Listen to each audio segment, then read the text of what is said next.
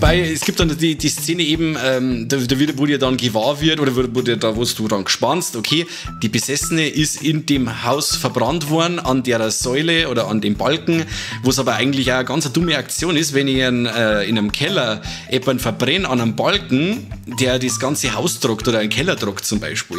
Das ist mir dann noch mal so aufgefallen. Nein, das war der Brandbalken. Ja, das war der Brandbalken. Ach so. Ja.